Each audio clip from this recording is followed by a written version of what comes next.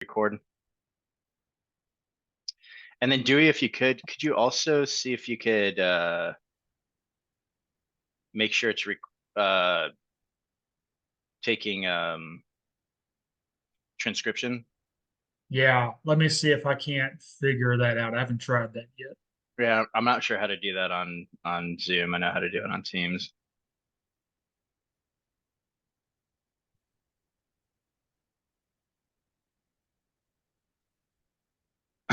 So TRC members that are on, if you will check your email, you should have just received a email from me via SurveyMonkey.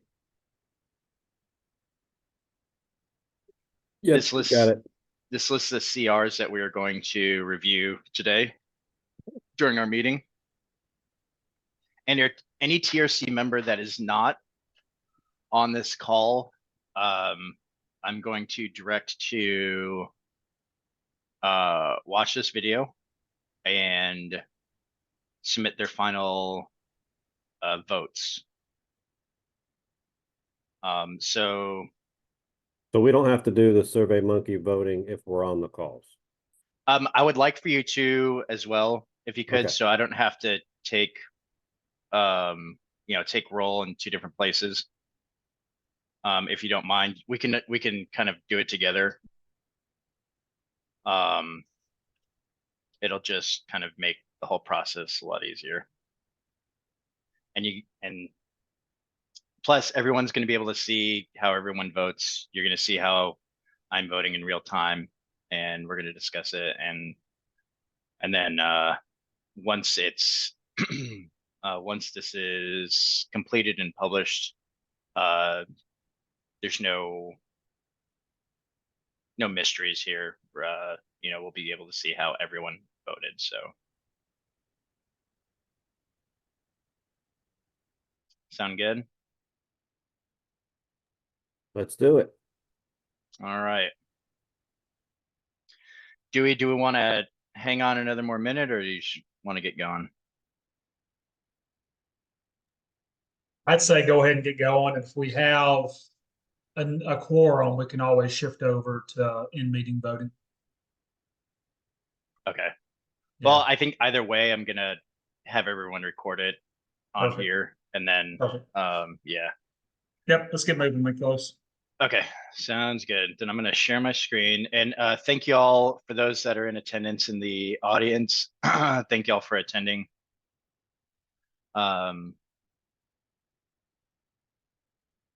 Hope this is a good meeting for y'all. All right, let me know when you can see my screen. Got it. All right. And Dewey, if you wouldn't mind just kind of tracking any comments or anything, I would appreciate that. So the first one, how I have set this up is we've got the code number here at top. I've tried to update all of these code numbers per discussions at the vote on the code. If any are not correct that you have noticed, please put it in the comments so that we can record those later. If you have any other comments that you wish to, voice, whether you're on this call now or whether you're doing the voting later, please put that in the comments as well. Everything that is written, everything that is typed, everything that is voted on will go in the record and be viewable by the member body. For those that are in the audience, reminder, we are not only TRC members are allowed to speak during these meetings. If you do have any comments on any of these CRs, you're welcome to put it in the chat. We may or may not look at them. If we're kind of struggling through a CR, we may take a look.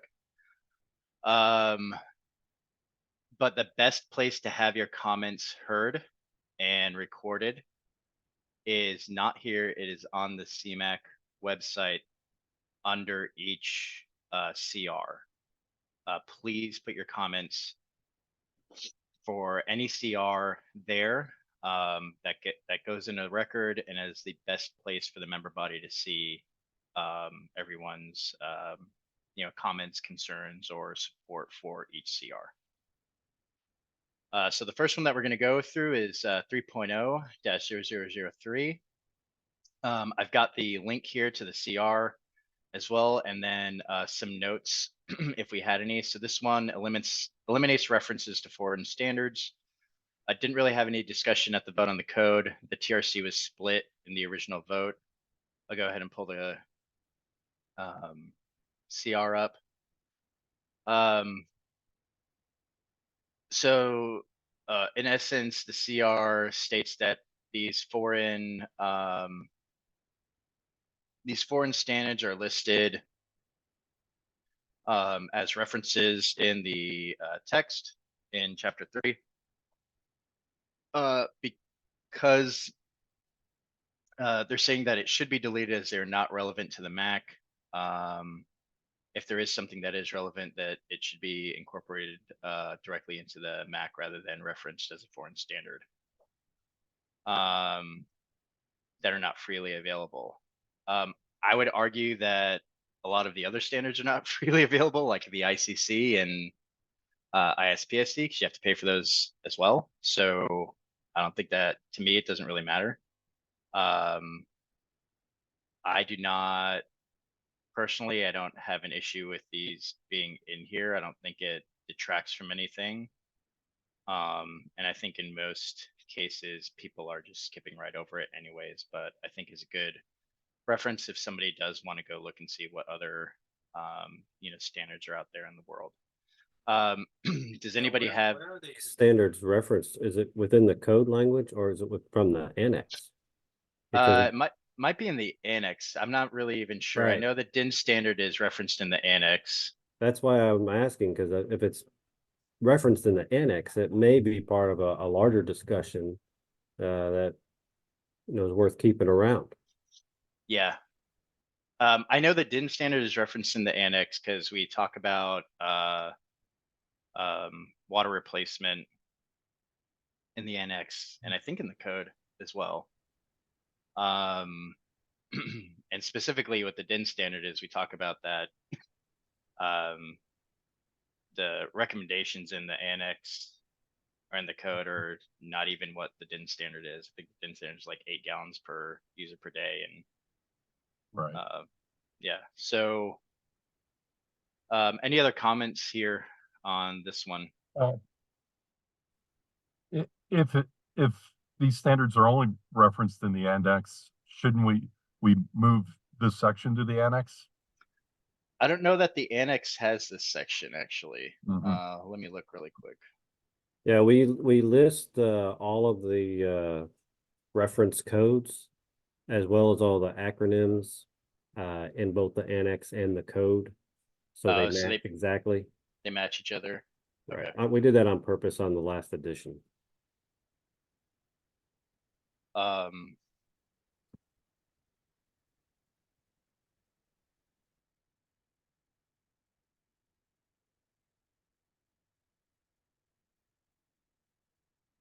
Yeah, like the European standard talks about movable floors, which we do have in, I don't know if we reference it in the MAC, but I know we reference it in we talk about movable floors.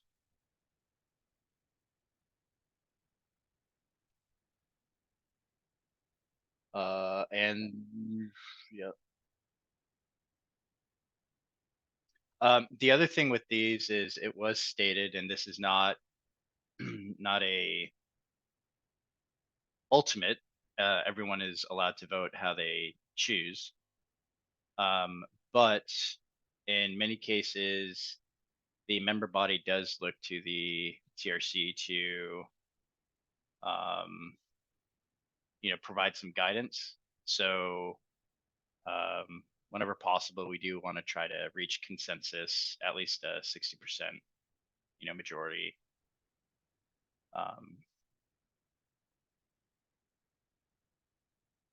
but that by no means means that you have to change your opinion on a vote or that should sway you on it.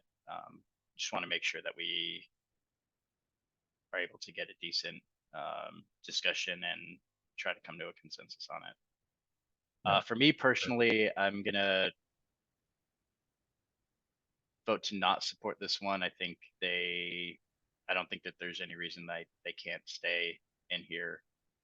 I understand John's opinion on the matter, but personally, I don't think it detracts from anything. I don't think it harms anything.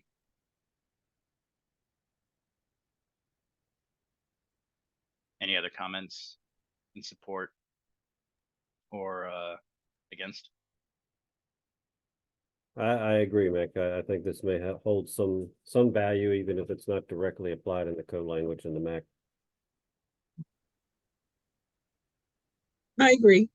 It more information is always better.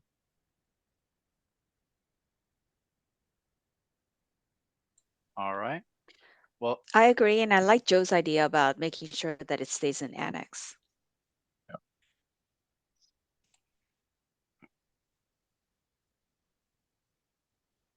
Well, Well- if Mick, you just agreed to eliminate them. oh, I'm sorry. Hmm. Thank you. Okay. Thank you. So please go ahead and make your vote for this one. And we'll move on to the next. Joe, I don't think I got that email you were saying. I mean, Mick, It's That's from all right. Nicholas. sorry. Yeah. Mick, I don't see it either. Let me look really quick.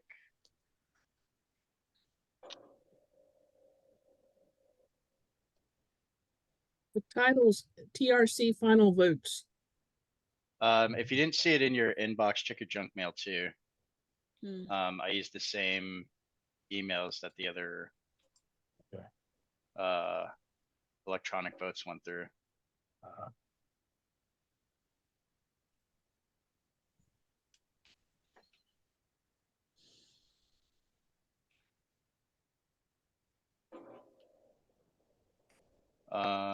Let's see. Grace, you're at grace.sun@fairfaxcounty.gov. Yes. Yeah, should be.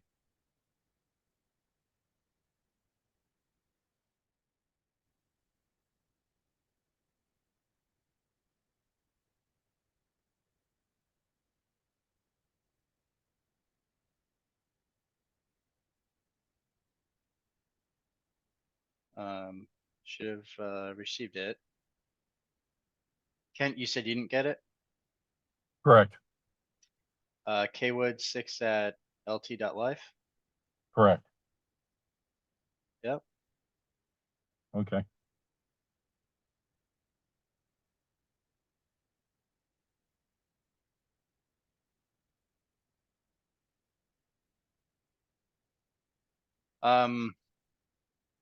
Check your junk mail and we'll continue on, but if you still do Yeah. not get it, shoot me an email and give me an alternate email address and I'll see if we can get it there. Okay. Yeah, and I'm gonna have to leave the call early, so I'll be following up with the recording anyway. Okay. Thanks, Ken.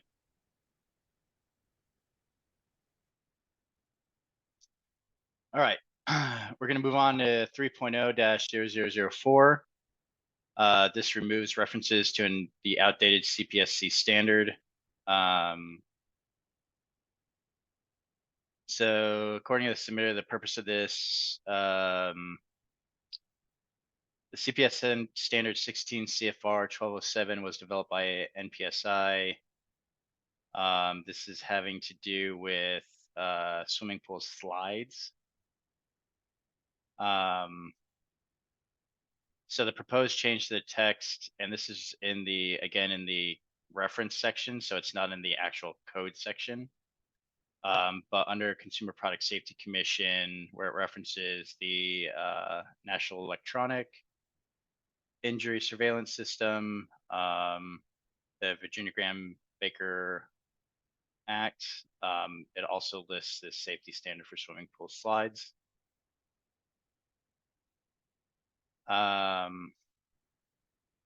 In the supporting documentation that's provided, there's a letter from from the CPSC that says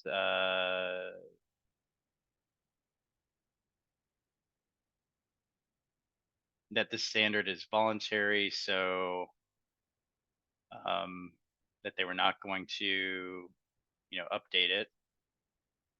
I believe that's the gist of this email here.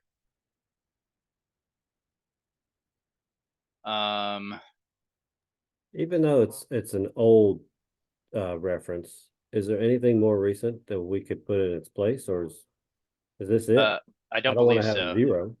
Yeah, I don't believe so. I'm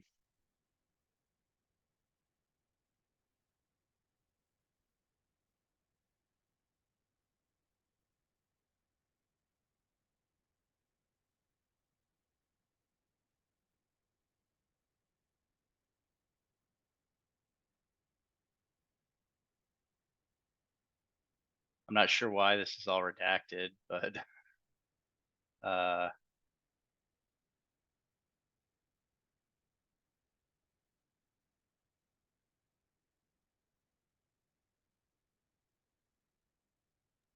I hesitate to remove an old standard if we don't have something to replace it with that's more recent. I agree. And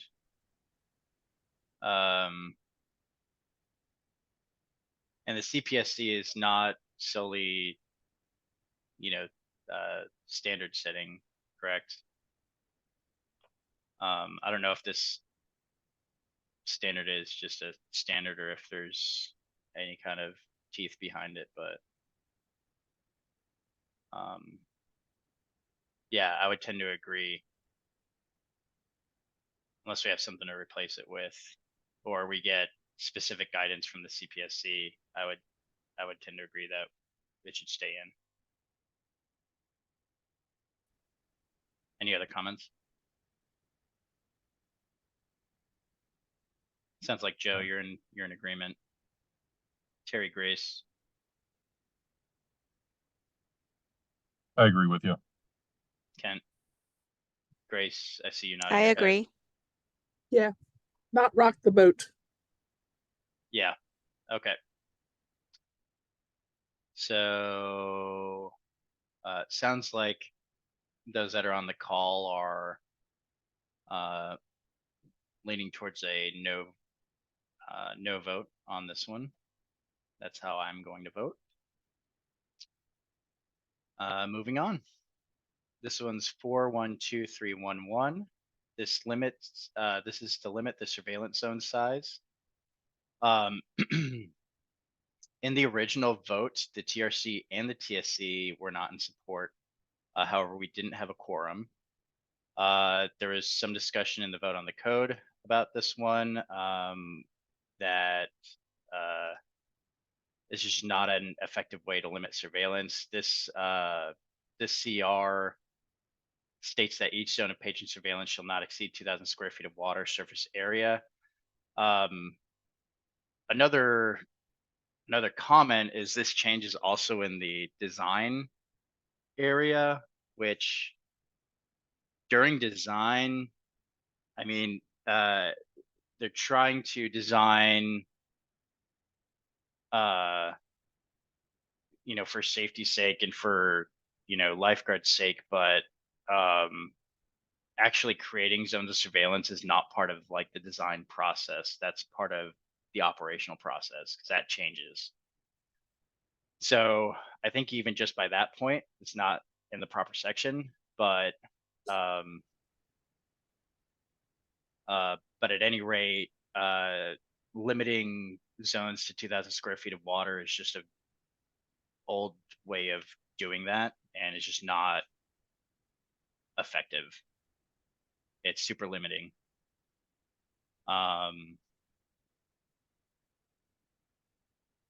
So again, last time we discussed this, the TRC and the TSC were not in support.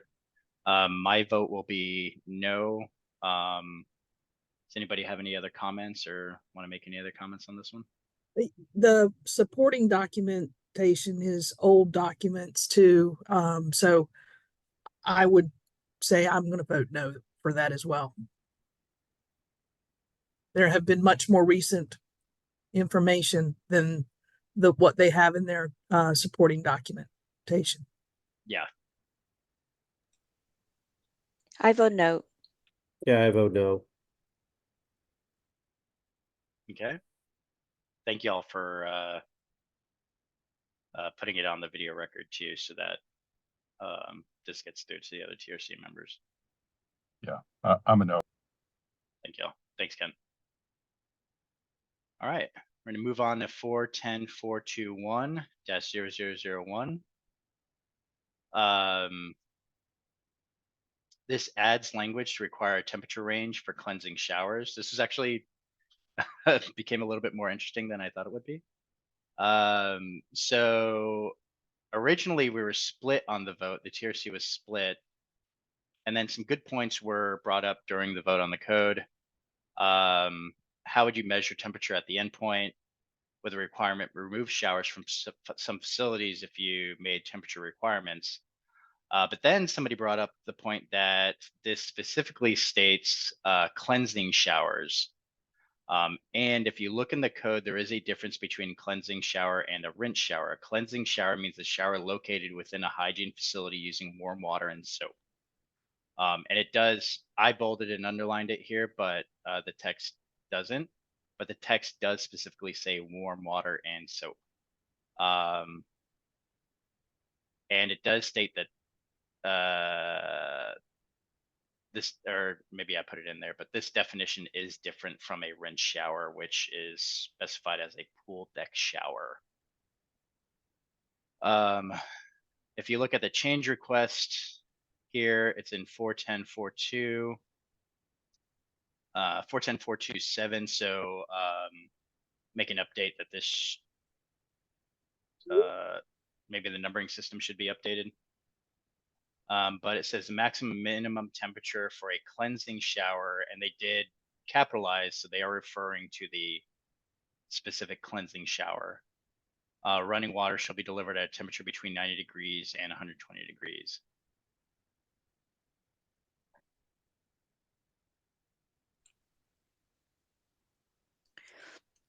Fairfax County, we have a temperature range for cleansing shower.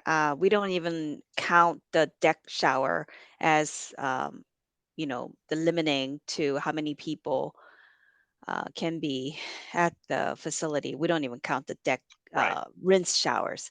But our temperature range is 90 to 110. Okay, so fairly similar.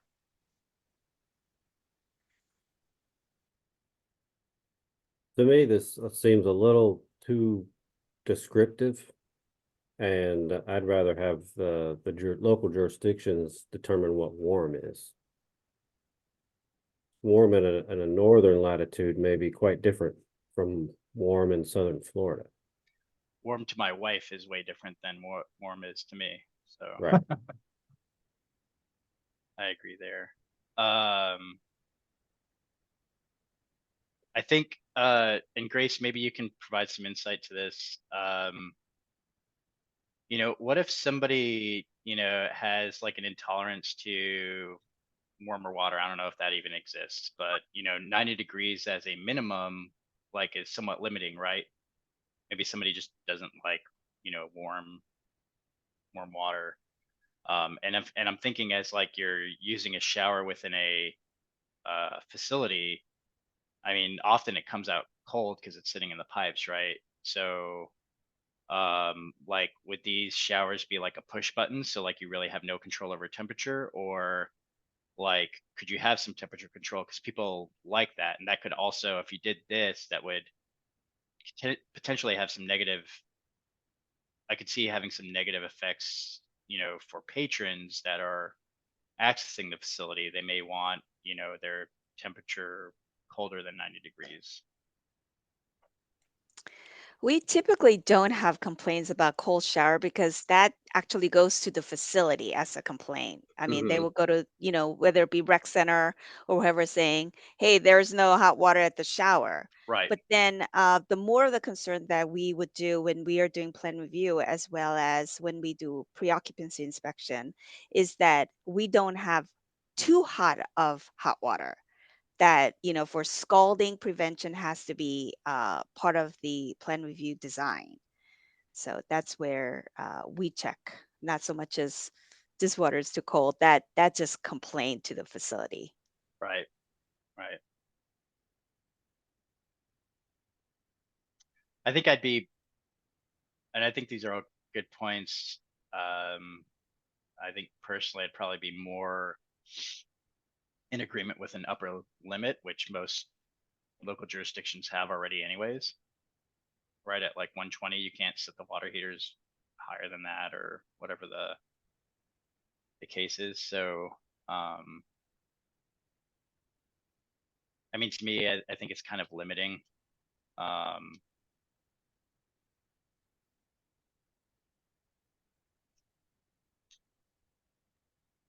Any other? The documentation also says that this is in an effort to harmonize with another standard. Mhm. And is this what's in that other standard too? Great question. I just joined, but let me see what I can find to look it up. But I see the point in what they're trying to say is that we do cite violation if there's no hot water. Sure. And so without this code, maybe perhaps the facility can just not have hot water. Maybe that's what they're trying to say, No, like no, that's that not- there should be hot water here, and so then they can efficiently wash themselves with soap and hot water. I'm almost certain, in other places of the MAC, it says the facility needs to have hot water.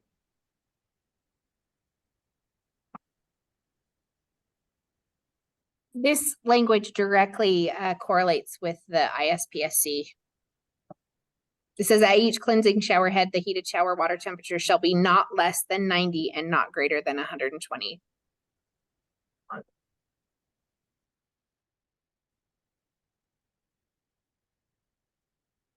So if a facility is going to comply with that, then they can't have like an actual like nozzle that turns like hotter or colder. All they can have is a push button because you have one temperature. That's it. No, And I disagree. well, I disagree that that's a good way to do it. Like, I don't think that's a good way to do it.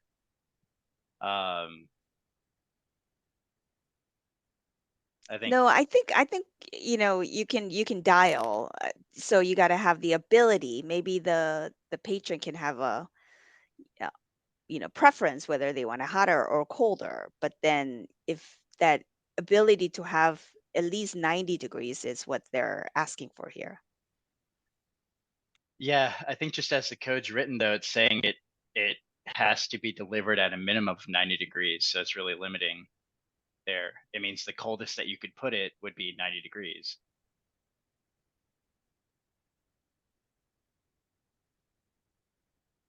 Well, I think they're still assuming that the water sometimes has to warm up to that to get through the system. I mean, that's how most of them are designed. Older ones, that is. Right. Well, and so we talked about that too. Is it talking about the water heater, or is it talking about what's being delivered out of the spigot? And as it's written, it's saying delivered. So like, as I'm reading it, is out of the spigot, and I think Sarah, what you read out of the ISPSC is out of the spigot, right? So I think it's, again, I mean, to me, I think it's pretty limiting. Like, I get the intent, but Yeah, the MAC says you need to have warm water. But it's not as descriptive as this, so it allows jurisdictions to define what warm is. yeah. Well, I can see why we were split last time. Well, if the other standard already had this range in it, that standard is for building facilities. I think, right? Yes, the ISPSC is for design and construction of those facilities. And so I still think it would work, and I would be in support of it.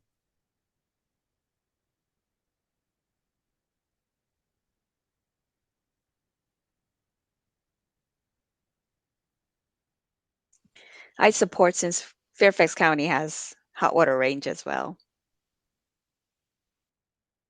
I don't know And that I can support. say that again, Kent. I support this one. You do? Yeah, this is not talking about rinse showers. It's only talking about cleansing showers. Am I reading too much into this? Like, are y'all saying I'm reading too much into this? Like, you actually maybe. That was the politically correct way to say. Maybe. Okay. Well, I am going to rely on health officials over here and their interpretations, and I'll go ahead and agree as well. So I'll support the change.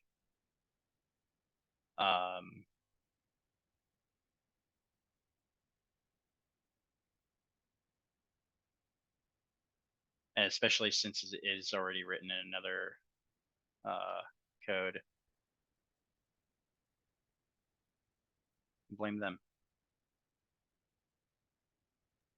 And Nicholas, just FYI, we do have a quorum now. Yay! All right.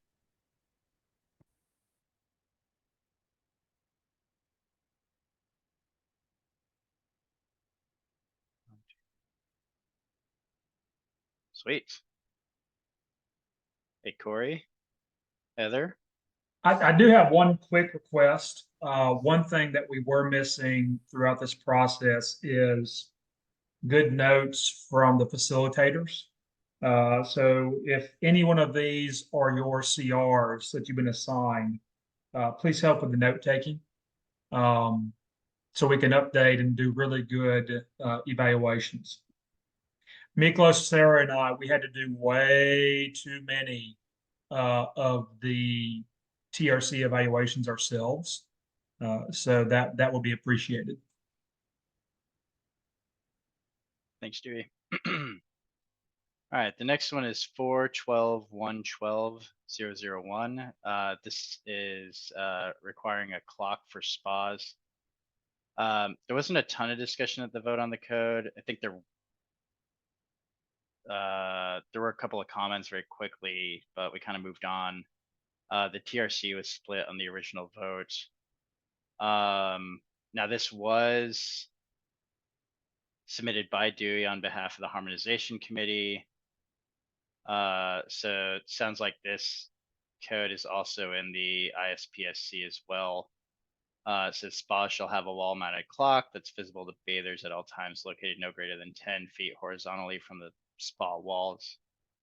I think the language is also very prescriptive. I mean, you've got spas that there's no wall within 10 feet sometimes, and or like, you know, if it's out in a if it's outdoors, I'm thinking like from like an HOA apartment complex or something like that. Like, you know, there's not like a wall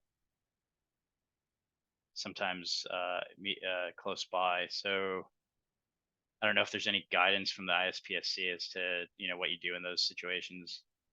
So I have the ISPSC right here, the 2021, and it's 509.4 clock. Public facilities shall have a clock that is visible to spa users. Ah, So it's not very prescriptive in the ISPSC. so what happened with the submitter on that case? Dewey.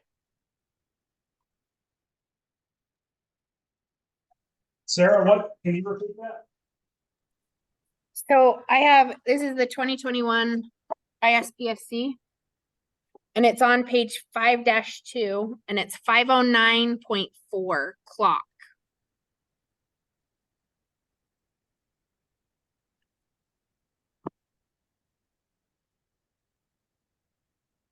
Hold on, I'm getting back to it.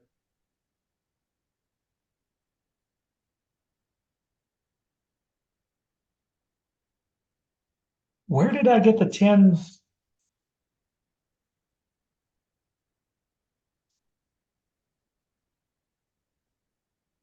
And some I of the thought I discussion, copied that straight out. yeah, some of the discussions we had at the VOC, well, what if it's 11 feet away, Right. but the clock's twice as big? So you could Yeah. see it even better. In the supporting documentation, it is 508.4. Let me look at that one. I have that one too. 508. 0.4. It 0.4. doesn't have, so section 508 is sanitizing oxidation equipment and chemical feeders, and it only has 508.1 talking about automated controllers. Oops. And then section 509 is safety features. Dewey, was this part of a fever dream or something? Actually, I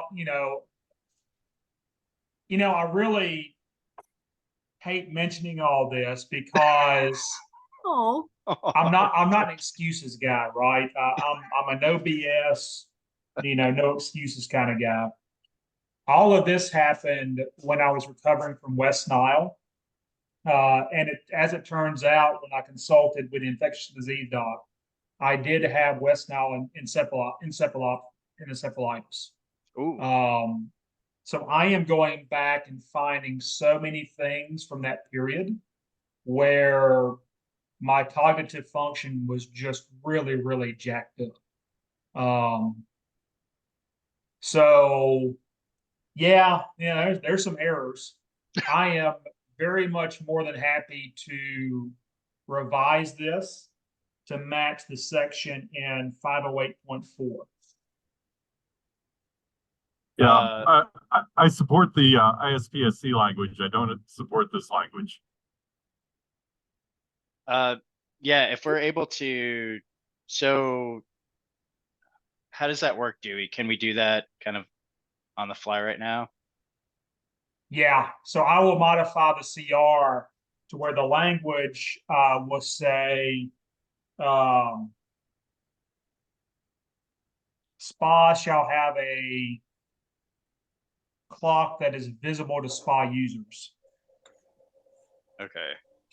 And it may be that the 2018 ISPSC, I don't have that one with me, but I have the 2021. It may be that the language was changed between those 2 years. Dewey, so it may not have been you. It may have been that it was a different version. No, I'm looking at the 21. Yeah.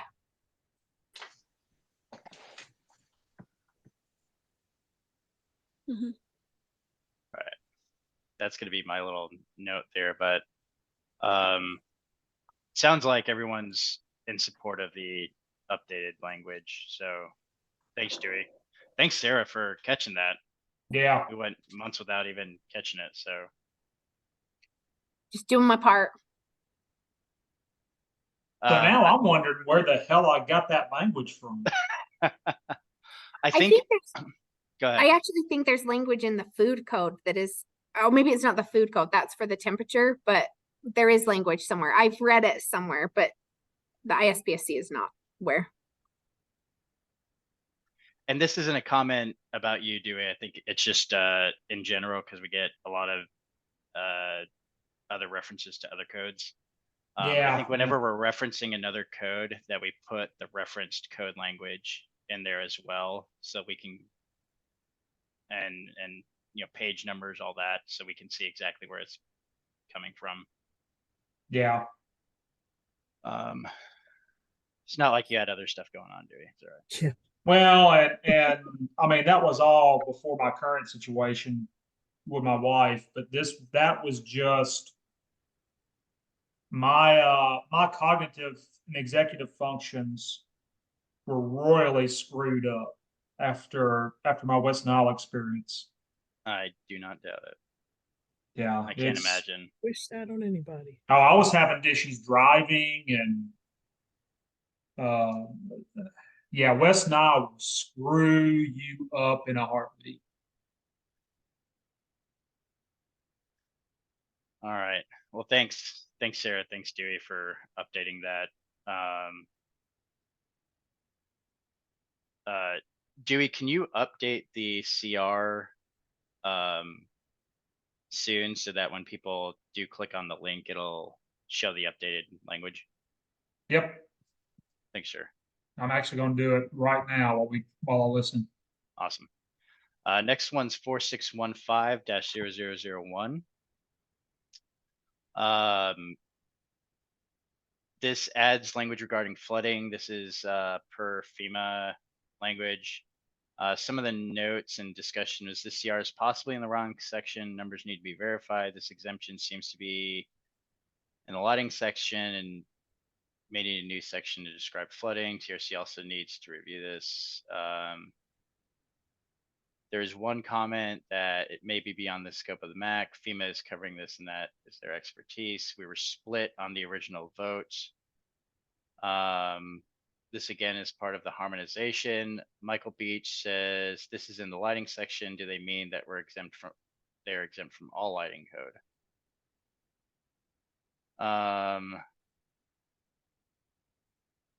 And the change to text says 4164, aquatic venues located in riverine flood areas that are outside designated floodways and aquatic venues where the source flooding is tidal from storm surges or coastal storms shall be exempt from the requirements of 4611.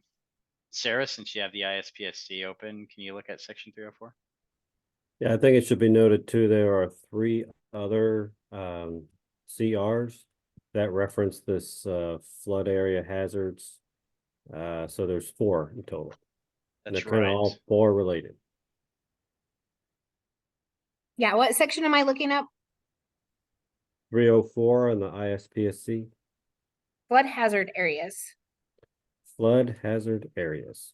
Okay, I'm there. What do you want me to read? Does it match what's written? The exception, is that what we're looking at? Yep. Says pool and spas located in riverine flood hazard areas that are outside of designated floodways, and pools and spas located in flood hazard areas where the source of flooding is tides, storm surges, or coastal storms.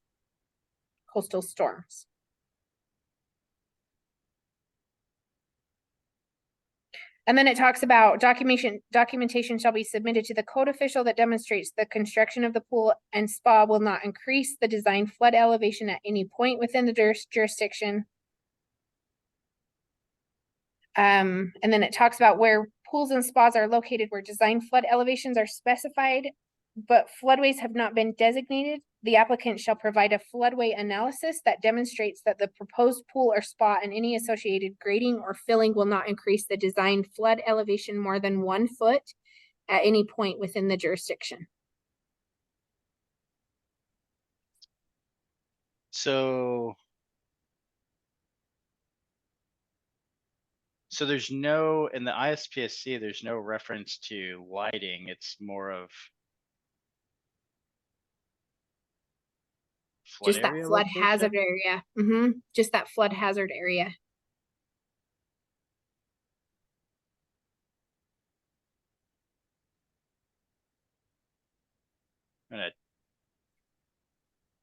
Determination of impacts based on location. Pools and spas located in flood hazard areas indicated within the International Building Code or the International Residential Code shall comply with section 30421 or 30422. And that's when it's that they can't increase the flood hazard area more than 1 foot.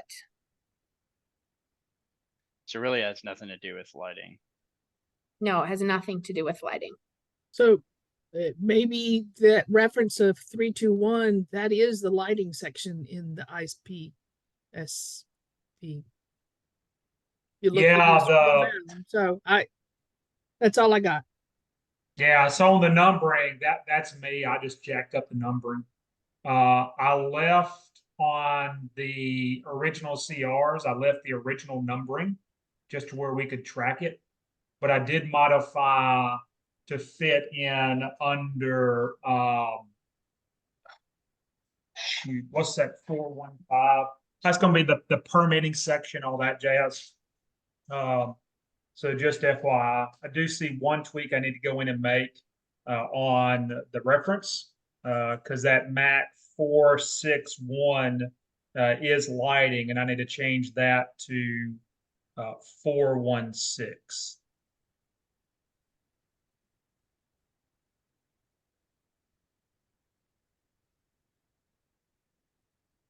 Oh, I see. So the numbers just got swapped. Yeah. And I actually like the wording of this CR matches what the ISPSC says. So I think that the wording is good. We just need to make sure that it's in the correct section in the MAC. That it's 4.1.6 instead of 4.6.1, the reference there. So this numbering is correct. This Correct. numbering is not correct, Correct. but it's also saying that it's exempt for the requirements in 4611. Is that correct, Dewey? No, I've got to go change that to the 416 I see. to have the proper Okay. reference. Yeah. Okay. All right. Yeah. So everything I should just- say 416. Got it. Yeah, when I was modifying the CRs, I didn't want to just totally jack the entire system up by renaming the CR number. I see. Yeah, so I just modified it in the CR itself. Yeah. Okay. And I would vote yes, I support this with the corrected numbers. I will Oh. vote yes as well. Dewey, can you make, Okay. Dewey, are you gonna update the CR number or are you gonna I certainly can. leave it as is? Well, I don't think you necessarily need to. Maybe if you just put a comment under Michael's comment and just say that Okay, I can do that. specifying the correct, specifying the correct numbering. I Yeah. think that may be fine. And then that way, as you said, it doesn't jack up everything. Well, I understand why the international codes may want to address this, but should we really be addressing flood hazard?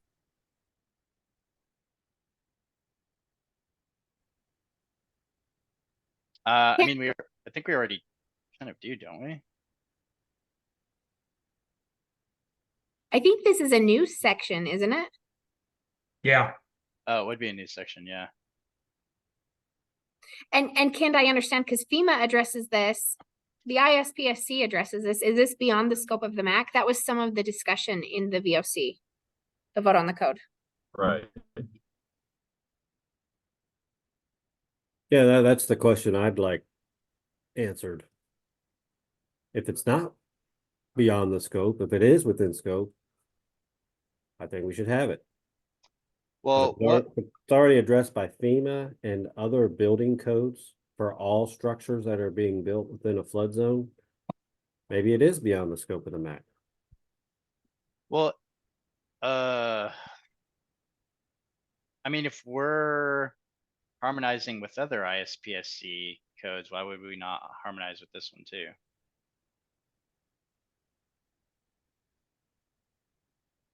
And that's a serious question. I'm not, I If we do add it, is there any harm in adding it? That's, Joe, you took the words out of my mouth. I don't think there's any harm adding it at all. It's just an extra, hey, if it's in a flood zone, pay attention. So I don't think there's any harm adding it. And I don't think we'll be stepping on toes. I think that's what I would worry about, like with FEMA or ISPSC, but it's already in there. So I don't think we're stepping on toes by just adding more information. We may not be stepping on toes, but we may be adding scope to health departments that's outside of their expertise when they do a plan review. That is true.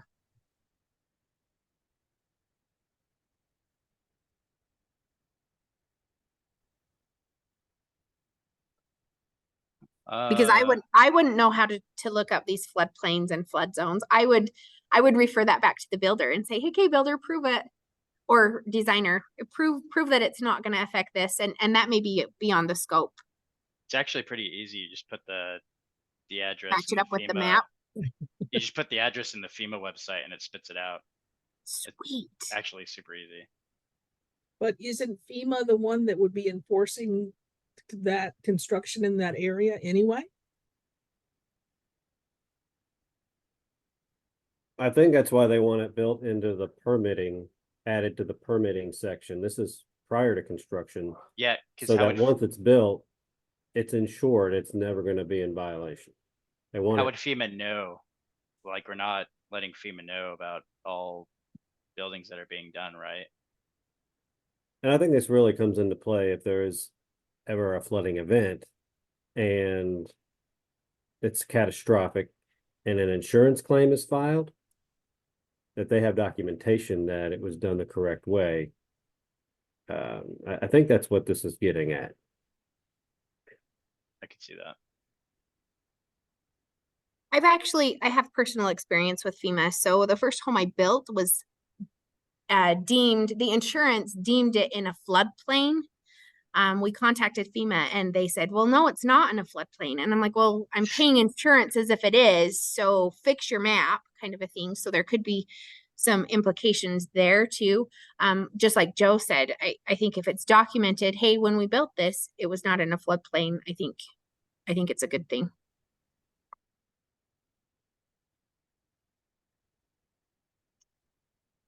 So Joe, is your comment, are you saying that are you supporting this, or? If the corrected chapter numbers are referenced throughout, yes, I think I'd be in support of this, in the sake of harmonization. If, it's a little too much for some jurisdictions, maybe they don't need to worry about this when they're writing their code. I think if you're in the middle of Nebraska, Right. you don't have to worry about storm surge, so. You're on Sanibel Island, you want to may think about this one. Yep. Right.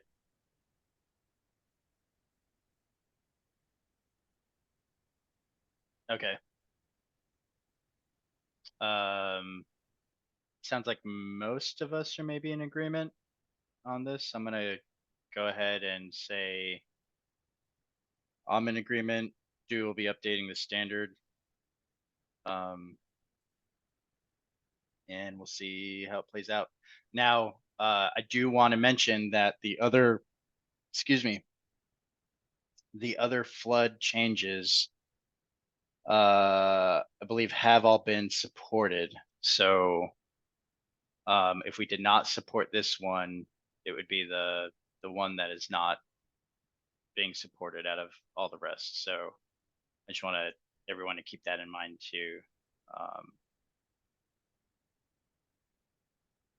So. Yep, I have updated, I went ahead and updated, so that's been done. So that proper MAC reference to, on the exemption, is complete. And I posted a comment under Michael's explaining the numbering changes and the retention of the original CR numbers. Just as a side note, and I think this is a coding bug on the website, I noticed where some of the CR numbers did change when I updated the language. I didn't do that. So I'm wondering if that's a coding issue. That one I can't blame on West Knot. So Unless they've jumped species into computers. Hey, mosquitoes have a brain the size of a pinhead. Don't underestimate their capabilities. It's pretty big. mosquitoes are things of the devil. It's pretty big per size, isn't it? Yeah, pound for pound. Yeah, you know. Yeah. You know, sometimes I feel like that's my brain size. So, you know, we're on the same level. All right. We're good conversation, but we're moving a little slow, so we're gonna pick it up here. This is 464-0001 thermometer after heater and spa, pool and spa return. this CR seeks to add a thermometer installed in piping to measure the temperature of the water being returned to the pool or spa. Thermometer shall be located so that it may be easily read by facility staff.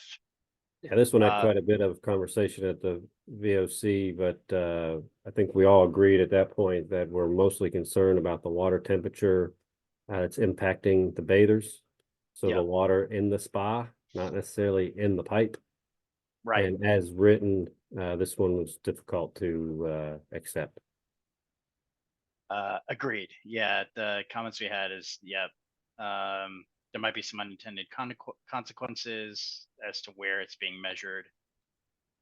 If you measure it in the pipe, by the time it gets to the person, if you've got a long run, it might be quite a bit less. Yeah, and on the other end too, what if you have it, 110? And by the time it gets down to the bathers, it's a nice 103 because of that cool down within the pipe. Right.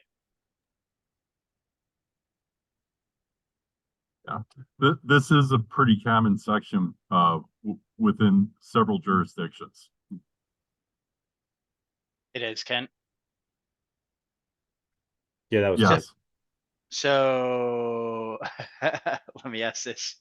Would you rather it be in those jurisdictions or not? Like, does it cause issues, or is it like? I have not seen it causing any issues, but I understand everyone's argument with not calling that the temperature of your pool. Yeah.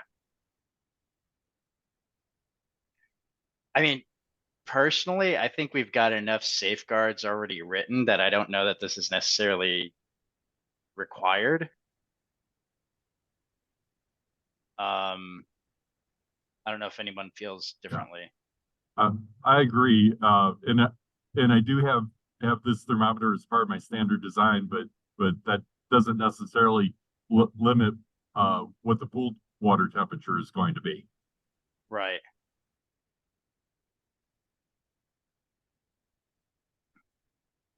Any other comments? I don't speak up on these often. I'm looking at this and planning it out in my head of if I were to install this. And it just seems unnecessarily complex. We already have thermometers elsewhere in the system. I mean, a good designer, a good builder is installing a thermometer to monitor it anyway, whether it be at the controller or a standalone thermometer. Yeah. Then you have the whole complexity of you have the H loop and proper heater functions. That's how it's kind of how I see it too. I think we've got enough language already in the code that says water temperature's got to be 104 or less. So I think it's up to the designer whether like additional safeguards are needed in the system or not. Yeah. I have a feeling we might be split on this one as well, but my gut is to not support this one. I agreed. That's what I agree. would say, Tom. Yeah. Sounds like most of us are not in support. We'll move on. 47110.5-0001. This is to improve requirements for turndown systems. The numbering system does need to be verified on this, so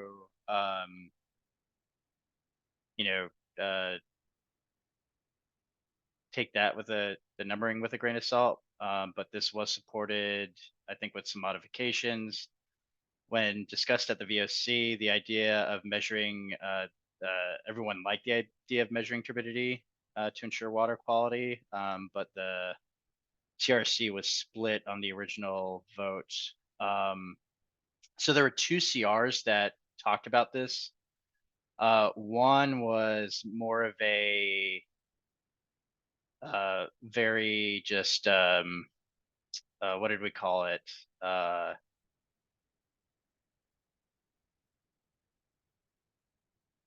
Performance based, but was a very like,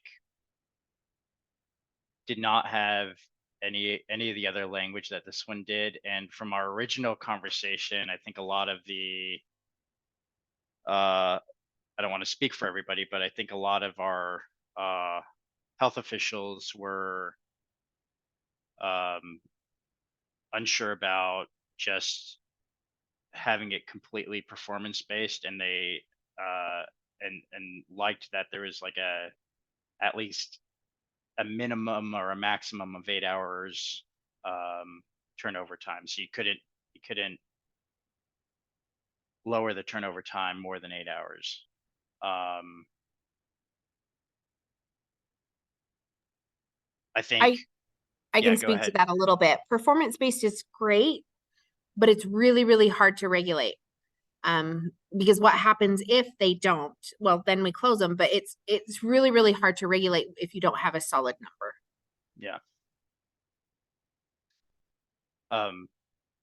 I think, in the idea of being of like being progressive but not revolutionary, I would support this one. Because it does kind of move us towards that performance base, but then also allows people to feel kind of comfortable with that 8-hour minimum. Does anybody have any other comments? Well, if you do the math, the simple math, what's 25% of 8? It's 2. Right. What's 8 minus 2? 6. 6. 6-hour turnover. It's probably where the original 8-hour 25% turnover. So came from. Yeah. I think that's where it equates. But Right, but if you have a spa that's only open on weekends, 25% of 30 minutes is 40 minutes. Right. Yeah. Yeah, that's what I was going to say. I mean, by allowing a 8-hour turnover versus a 25%, it does open it up to a little bit more variation, which again, I think for some designers and operators, they would welcome that and welcome the cost savings.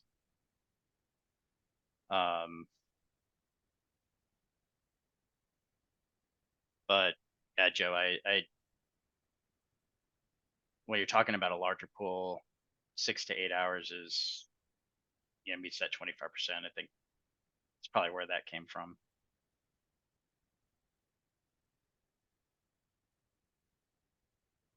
Any other comments?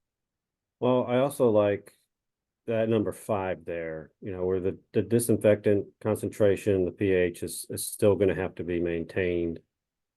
So this turn down is more about filtration and clarity. Yep. Right. And Michael, I know you're not on the call, but kudos to you for following the correct numbering. Appreciate that.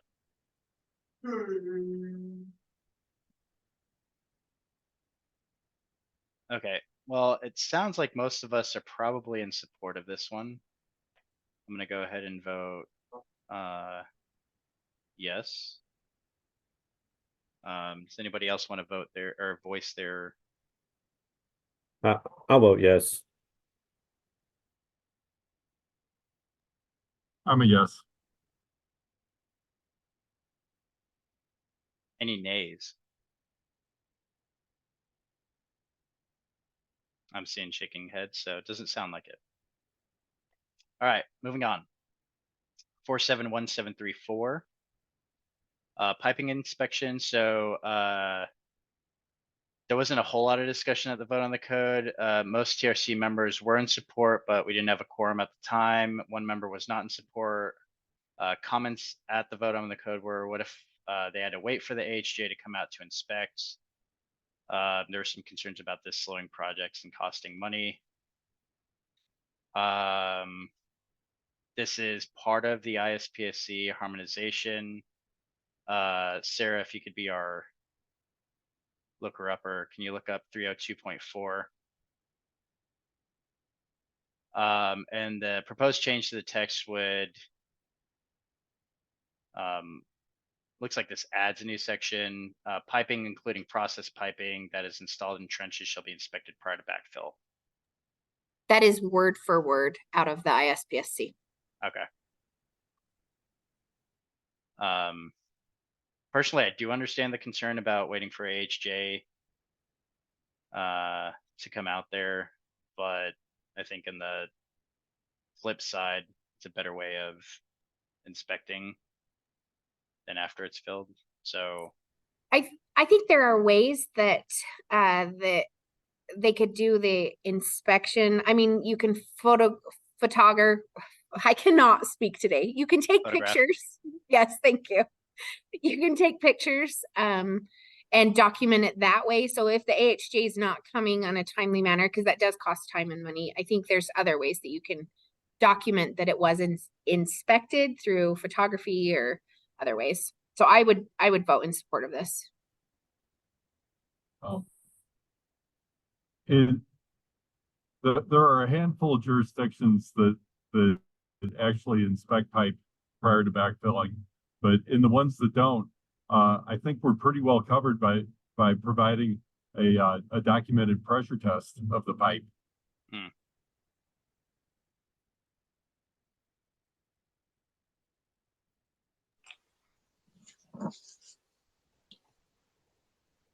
I hear you there. Unless there's something that the health officials are looking for besides is will the pipe leak?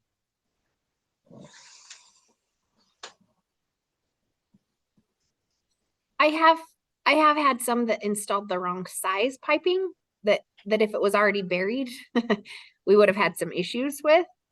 So that would be another part of it. I also have had pressure tests that and these are shady folks, guys. This is not the normal. But people rigged that pressure gauge so that it would say that it was holding pressure when it really wasn't. But again, I do think that there are ways to take pictures and document these things other ways besides an actual site visit. But I do support that it's a good idea to come in person if possible. You're saying these are not the Kentwoods of the world. Correct. These are the shady ones that this is their first build or don't know what they're doing. Kent would never do that. He's awesome. No, I would have the contractor pull the pipe out myself. See, perfect. I we bet you need more Kent- Kents in the world. I bet you Kent's done that many a time. Yes, he has. In North Carolina, we do require the piping inspection. We have for many years, and we find it stops a lot of problems. With our plans have to be done by an engineer or an architect licensed in the state, and we check the pipe sizing that's in the field during the inspection against what was approved on the plan to make sure we're not exceeding any of the suction velocities or return velocities. You'd be surprised at how many times we find that, well, they couldn't get 2-inch pipe that day, but they got, 1.5-inch pipe, which exceeds velocities, and then we have a problem. Or they will not buy elbows, they'll run out of elbows, so they put a heat gun to the pipe to bend the pipe, or they're not even using Schedule 40 PVC. By our rules, they're using like ASME drainage pipe. So we do require the inspection. We have, like I said, for as long as I've been in the pool program for 18 years, we've required it. And it does head off a lot of problems that we find during construction, because once it's covered up and it's done, it's very hard to go back and tell somebody they got to bust up concrete and redo it. So we do require it, and it does stop a lot of problems up front for us.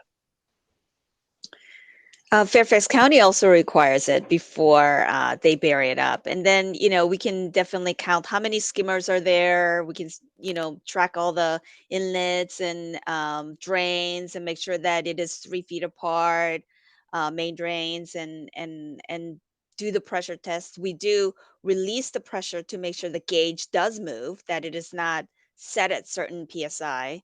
And so, So I want it to continue to be added here. I think in the spirit of, and then it's also in the spirit of harmonization. So, so TRC members, you're more than welcome to voice your dissent. But I'm going to go ahead and vote yes on this one. Sounds like most others are as well.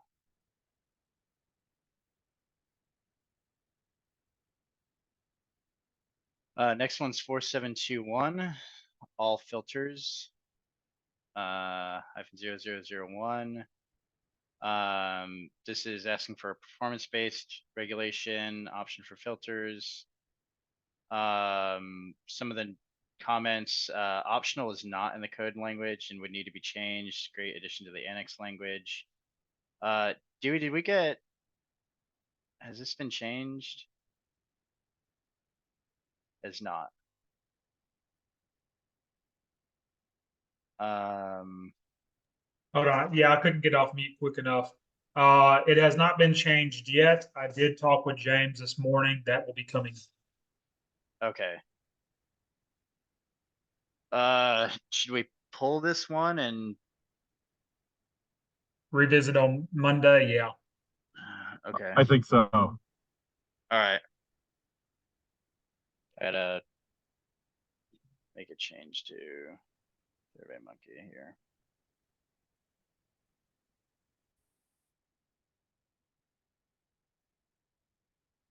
All right.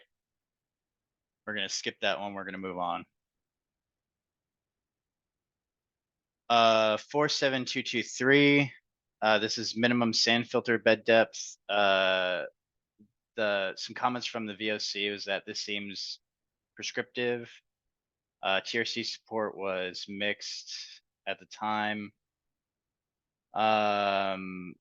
This is high rate, states high rate granular media filter shell design and operate at no more than 15 gallons per minute per square foot, with a minimum bed depth of 24 inches, of changing from 15 to 24 inches of media depth is measured from the top of the media bed without flow to the top of the laterals, and all or similar system retaining the media inside the filter.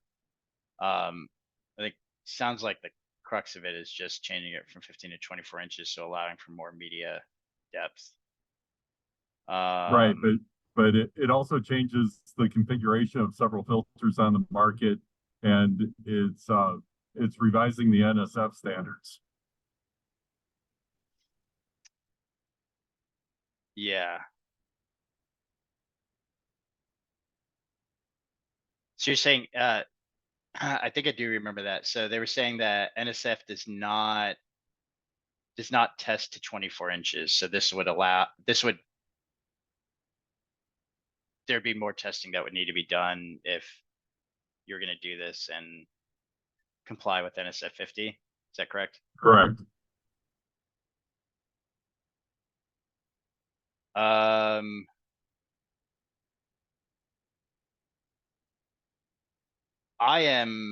There were several that NSF actually commented on that they did not support.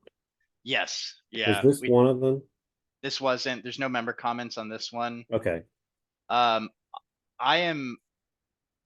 understand the idea and I'm for progress, but I also have a lot of issue with not having any supporting documentation here and just taking the submitter's word for it. So for that reason, I am not in support, but I am open to other opinions. I am not in support. Yeah, as written, I'm not in support.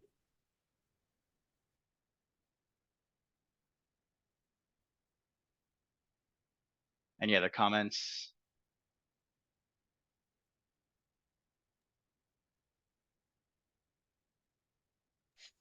We have a wider range for the gallons per minute per square feet. So I would not be in support.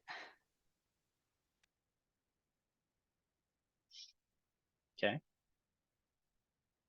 think we're safe to move on. It sounds like most of us are not in support of this CR. We're gonna go on to 4722-311-0001, sand filter bed depth requirements based on scientific research. Again, I think this is a bit of the same. Yep. Same supporting documentation. It's not really any.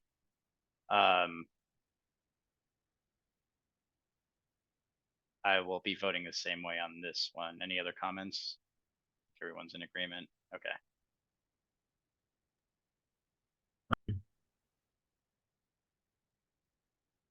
Kent, you cut off quick, but I'm pretty sure you said you're in agreement. I said I agree. Yeah. Yeah. Okay.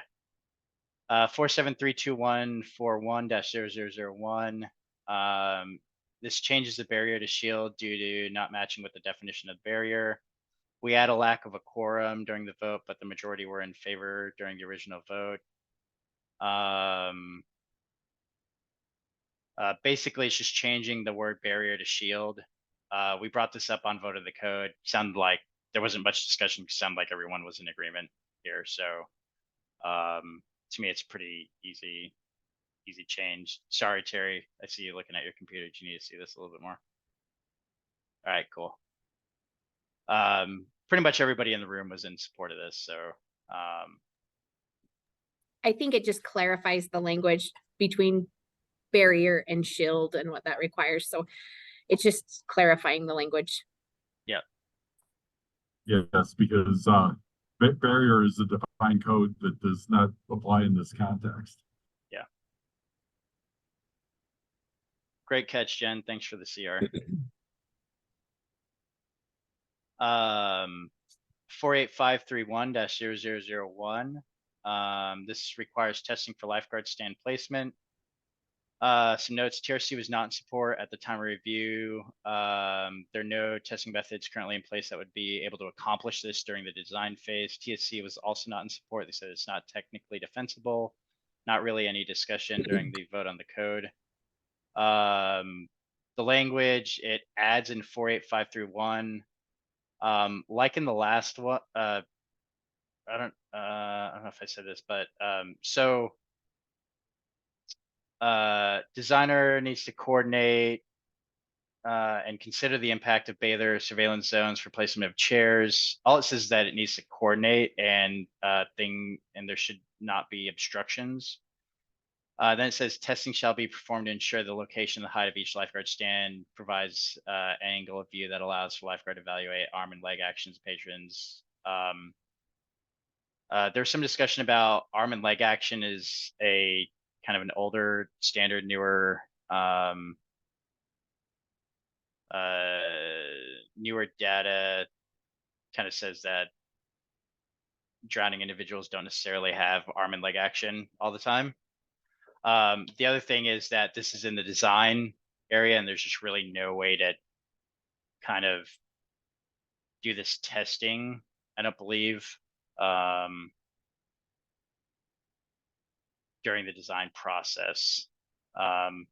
Everyone was pretty much in agreement on no. That's anyone differ on their opinion? If the TSC doesn't support it, I'm not going to support it. Thank you. All right, move on. I actually need to skip out to the next meeting. My apologies. No, that's okay, Grace. Thank you for your time. Yes, I will be skipping out also. Sorry, I can't finish this one up. That's right. Just check out the video once it's complete. Will do. Please complete the votes. I'll be hunting you down. Okay. All right, this Looking is forward to it. Thank you. Bye. I don't want to be hunted down. It sounds scary. You ever seen John Wick? Yeah. 49-0001. Filter equipment room is not the chemical storage room. This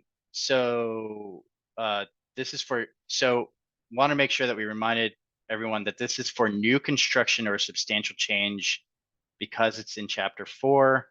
Not every pool would need to change the way that they are doing this, or that the way they are built right now.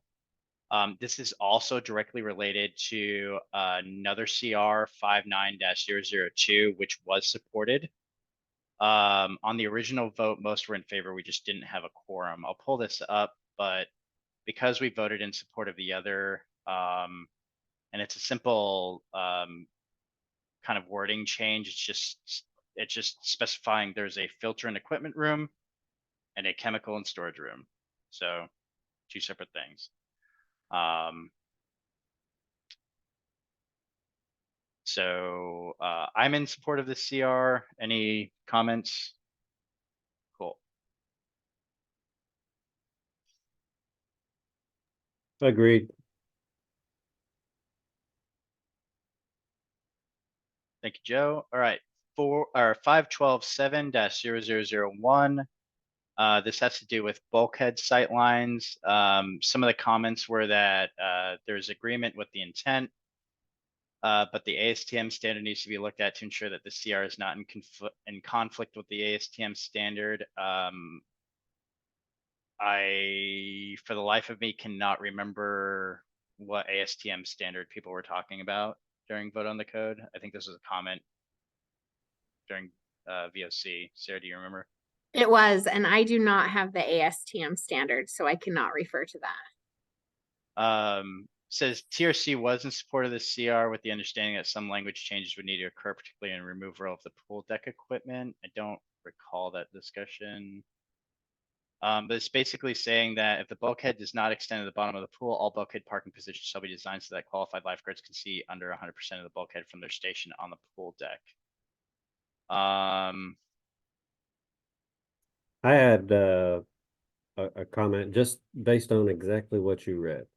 Yep. Currently in the code for lifeguarding and zones of surveillance, qualified lifeguards are already required to see 100% of the floor to be able to see 100% of their area of responsibility. So I think it's already covered, whether it's in and around or under a bulkhead anyway.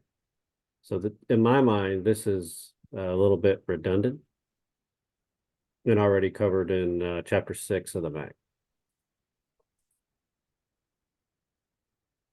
I would agree with that assessment. Yeah, I'll just kind of toss in a little bit of a wrinkle here. Maybe this is just how I process information. You know, when we see elsewhere in the MAC, it says 100% of the zone. It's impossible to see 100% of the area underneath the bulkhead from the lifeguard position. Just a little technical mincing of words, I guess you can say. But even if you were positioned immediately adjacent to the bulkhead, you still couldn't see 100% underneath. To get that bulkhead coverage, you'd need, I don't know, 1, 2, 3, 4 at least around that bulkhead, which isn't really feasible. That's just my thoughts on it. This is actually something that came out of some stuff. You can see the Councilman Hunsaker logo here. This came up in one of our designs, and we did some. I don't know that any of this is necessarily scientific, but we did, some just analysis with guard chair heights, lifeguard heights. Can they see underneath the bulkhead? There was some concern that with this particular design that lifeguards were not going to be able to adequately monitor underneath the bulkhead because of this. I think as it gets deeper, this 2.5 foot clearance.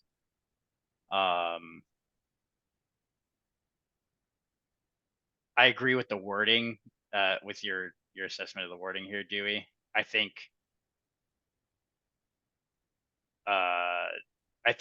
as Joe said, it's already kind of addressed elsewhere in the MAC and in lifeguard programs. So I think this is redundant and probably not necessary. I understand the intent behind it, but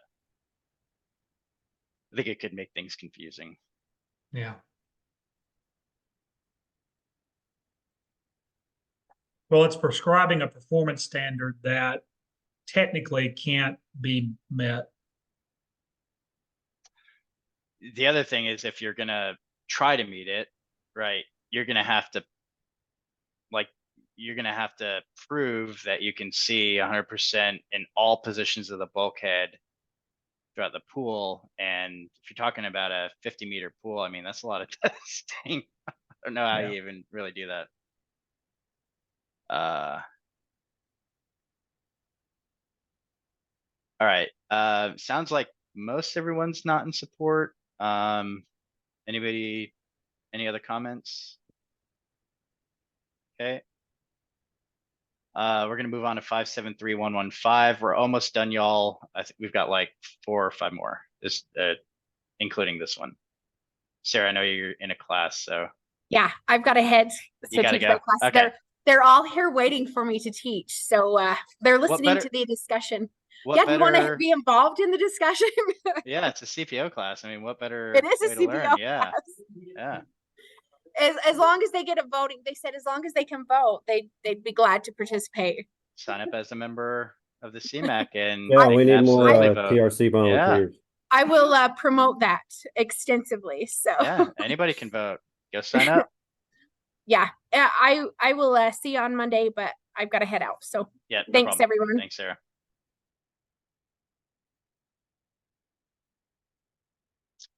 Uh, 573-115-0001.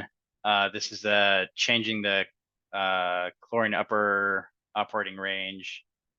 There's no quorum in the original vote.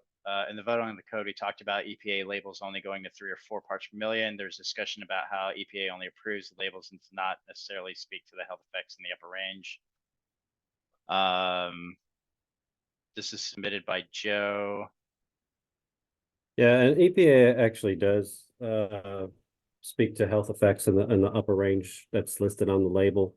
All of the information that's listed on the label must be supported with the right documentation per their studies. So if they wanted to submit one that said a range of 1 to 100, and they had a study or studies that showed that human exposure through multiple routes was safe at 100 parts per million, well, then that label would get approved. But we know that study doesn't exist and it's not going to happen that way. So even though it could be higher, that's not what was presented on the label, and that's not what EPA had to approve or not. So basically, though, when I submitted this one, it was to get rid of the confusing language that implied there was an operating range of 1 to 10 for chlorine, and that really the operating range is maintained at least 1. And for the rest of your operating range, follow the label. Follow the label. Which is what the CPO manuals and everything else says, is follow the label.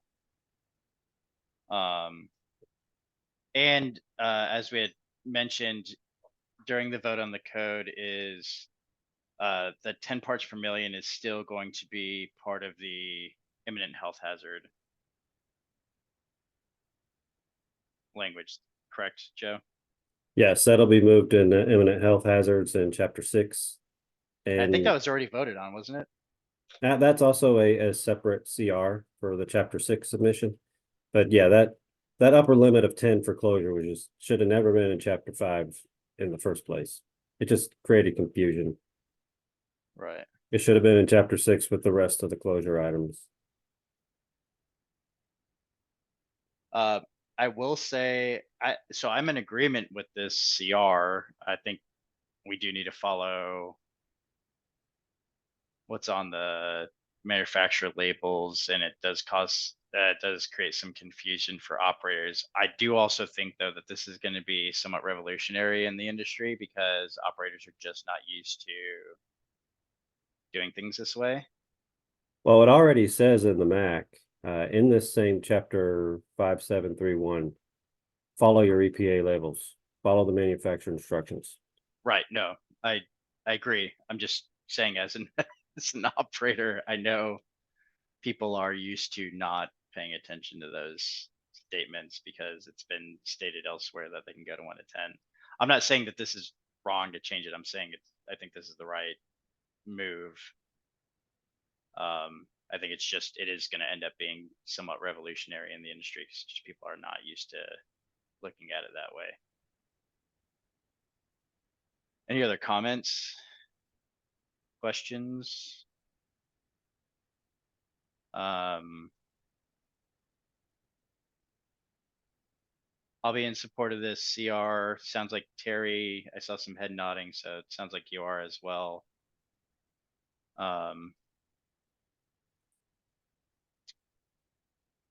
Almost done, y'all. Thank y'all for hanging on. I can't tell if we're going over or not, but I assume we probably are. This is 6321-0001.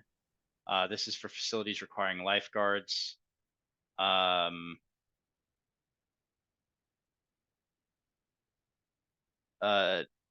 this one, the TRC support was mixed. Some members were not in support as written. This is for any facility that incorporates an underwater shelf. This is basically adding a paragraph, a subparagraph to the section that says what facilities are required to have lifeguards. And so this is stating any aquatic facility that incorporates an underwater shelf is required to have lifeguards. There's some supporting documentation from World Health Organization and this underwater shelf PDF.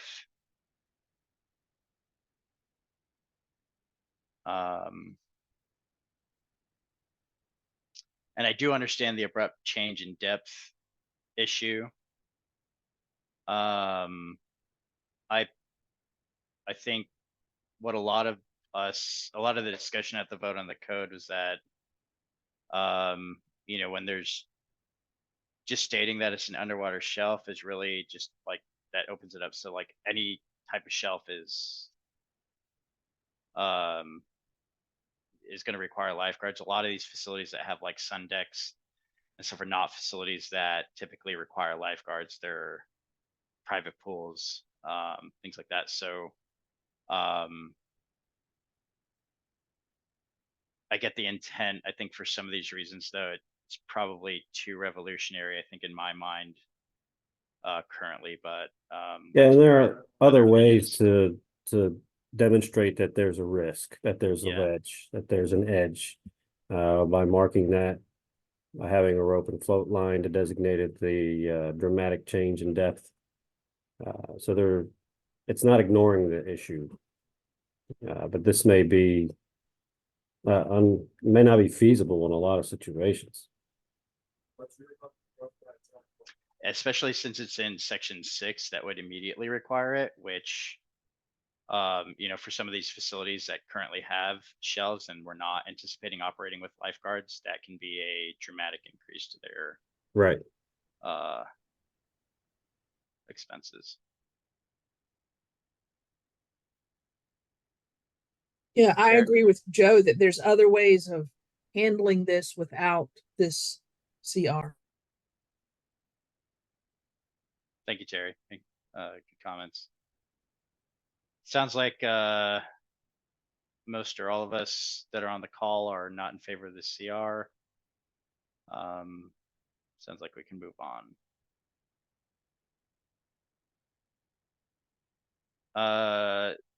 Next one is 63311, parentheses 1-0001. This is requiring a 10-20 rule for lifeguarding. This had some discussion as well during vote on the code and during our original original vote. I don't think we had a quorum at the time. Some of the discussion is that this is not enforceable and overly prescriptive. 10 seconds is too restrictive. Supporting documentation is not technically correct. And these are all comments. This is not an official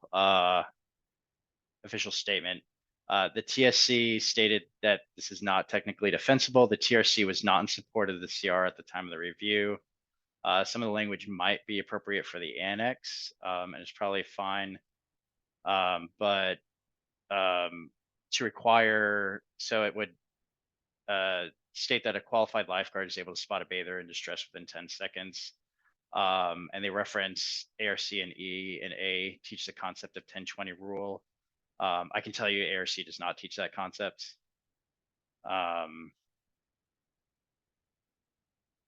It's a total of 30 seconds. It's not a 10-20 rule, because the recognition is that it is impossible in all circumstances to notice somebody in 10 seconds. It's just not doable. Any other comments? Is anybody in support of the CR that would like to comment? Sounds like we're on the same page. I'm gonna go ahead. I'm not in support of the CR. 63311-0001, surveillance zone size limit. This one, again, references the 2,000 square feet of water surface area, but instead of section 4, puts it in section 6.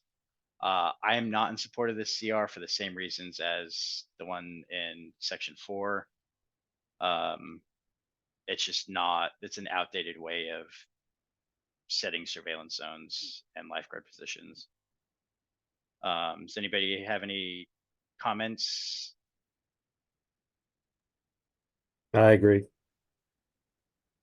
Yeah, I'm not in support. And again, it's referencing the supporting documents references old information. There are newer ways of teaching this to lifeguards, and yeah, I am not in support of it.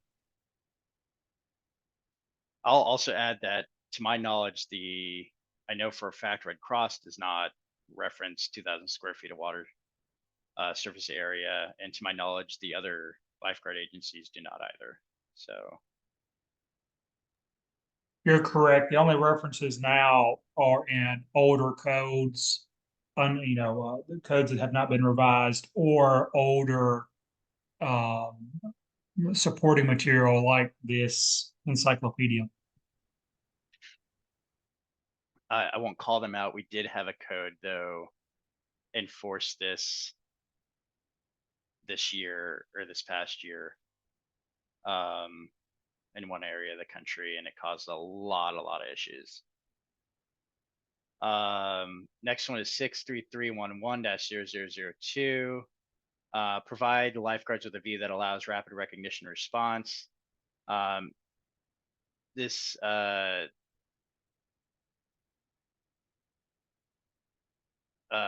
is, again, like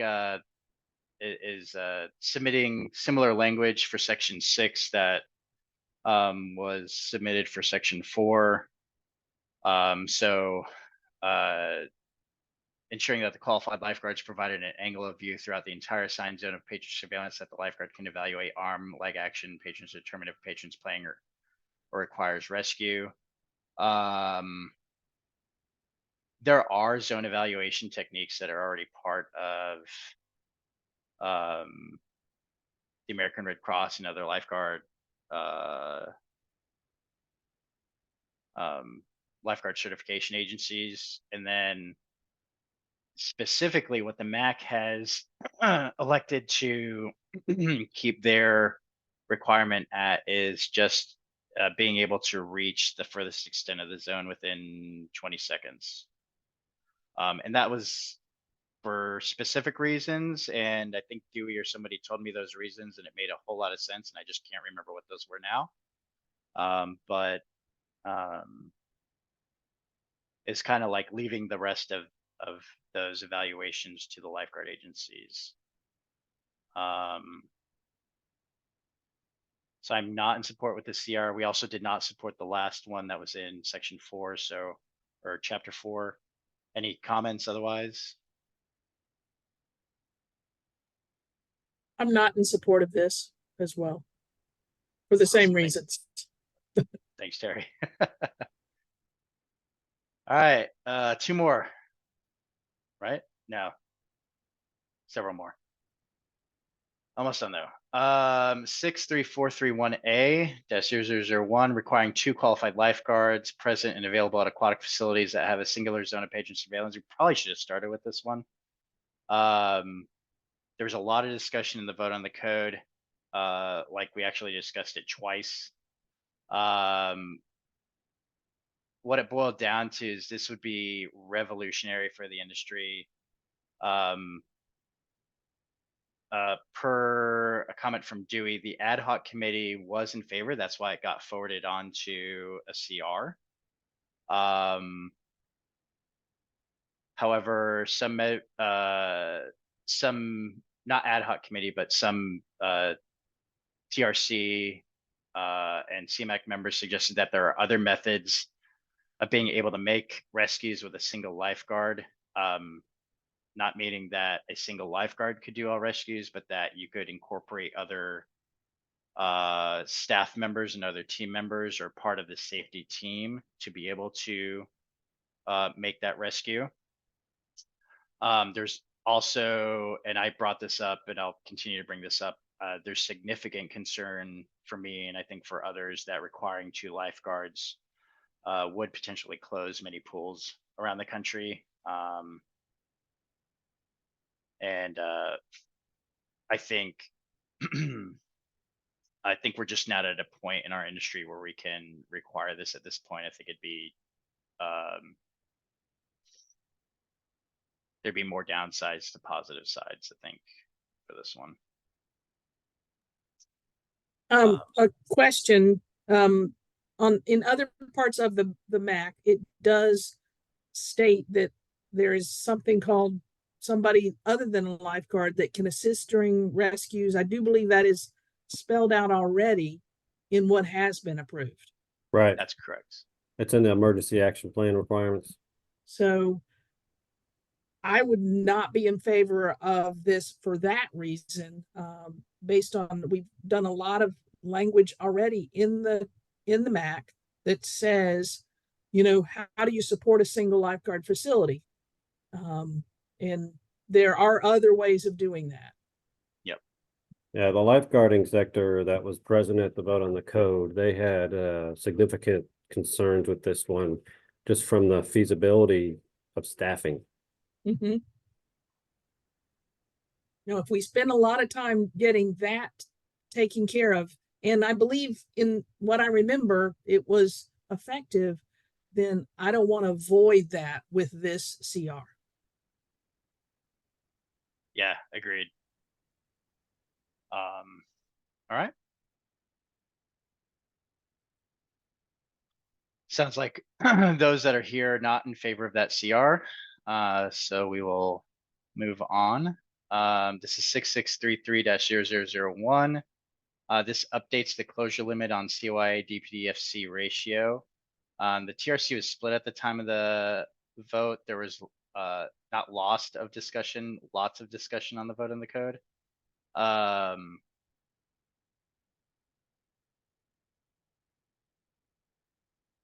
Yeah, 6633 is the closure items for imminent health hazards. And Yes, currently, it's listed as a ratio of 45-1. that's And this correct. proposes to change that to 150-1. I think there were some comments here. Sean said he'd be gathering information soon, then said ignore that because he won't be gathering information soon. And then another member did say that they do not support the CR based on the following, and have some tables for CYA and percentage of HOCL.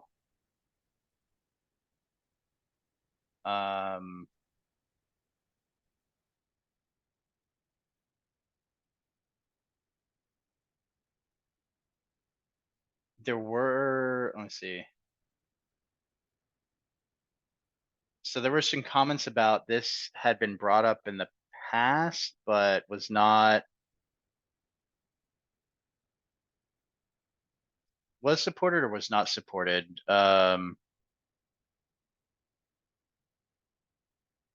we've got a comment, was considered revolutionary by the TRC the last cycle, before the CR was changed to add 300 parts per million CYA as a closure criteria.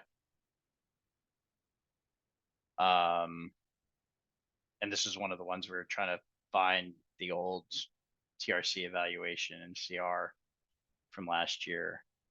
Yeah, this one kind of corresponds to the CR that was accepted for an upper closure limit, just a straight up measurement of CYA of 300 parts per million. So I think the logic behind this one is, well, if you have a 2 parts per million chlorine and the upper limit for closure is 300, that's a ratio of 1 to 150. Right. But one's talking about the ratio, the other's talking about the upper limit. Right. About for exposure. I think the ratio is more in line discussing the impacts of chlorine or the impacts of CYA on chlorine. The last cycle, there were proposals for chlorine to CYA ratios that were all over the place. I think the lowest one was like 1 to 15 or 15 to 1, all the way up to 300 to 1. I remember it was big. But this is the only one for a proposed ratio for this cycle. For this cycle, yeah.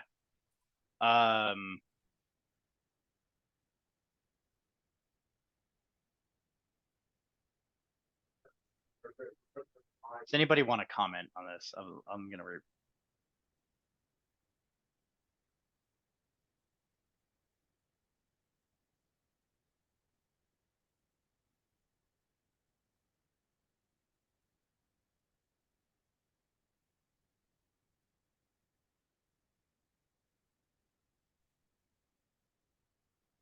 This one's a tough one for me. I was thrilled that we had the 300 parts per million measurement added for absolute upper limits for CYA and water. The one for ratio is more about the chlorine efficacy in the presence of CYA, so it's much more complicated. Yeah, it's a tough one. It is. It is. Is this isocyanuric industry ad hoc committee? Is this a CMAHC committee or is this something? That is an external committee that is created external by committee? the stabilizer product manufacturers. Got it.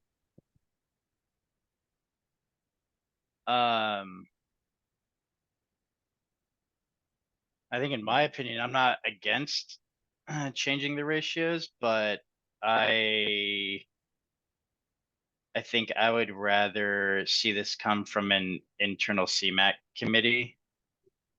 I would have, I think, more comfort, with that, knowing that it would be, I'm sure, another argument and contentious, session, but that's, I think, where we would get a better outcome from. I would not feel comfortable unilaterally kind of recommending a change, without it going through some kind of committee. I think it's too contentious and too big a deal within our industry. That's my personal feelings.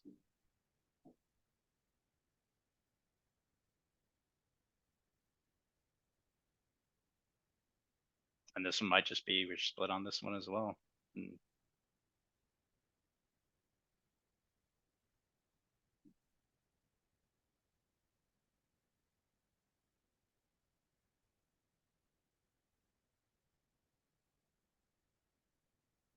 Any other comments?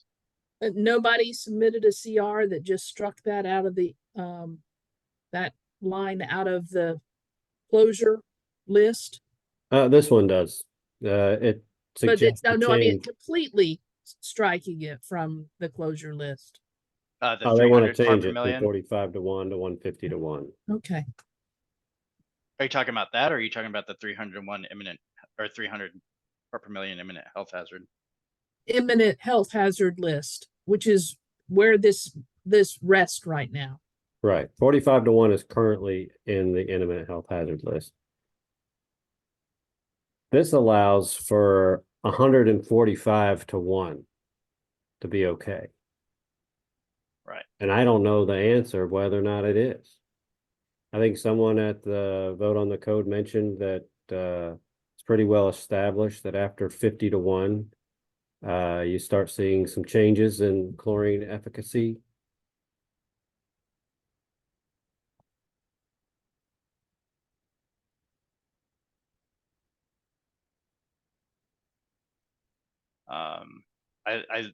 I love the research and I love the paper, but I think if I, spent a month breaking this down, I'm still not going to probably completely understand it. So, which is why I personally, I would like this to come from a internal committee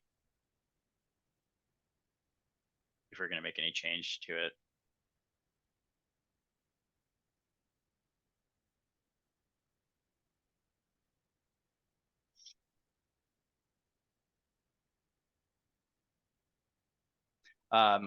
My vote is going to be not in support. I don't know if anybody wants to voice their opinions. Again, I'm not in favor of changing it. I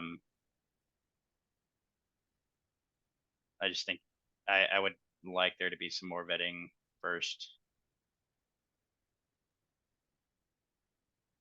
Yeah, I'd love for, academia and independent researchers to do more research in this ratio area. Jen's adding a lot of comments here. Mentioned there's no added value of CYA beyond 50 to 1.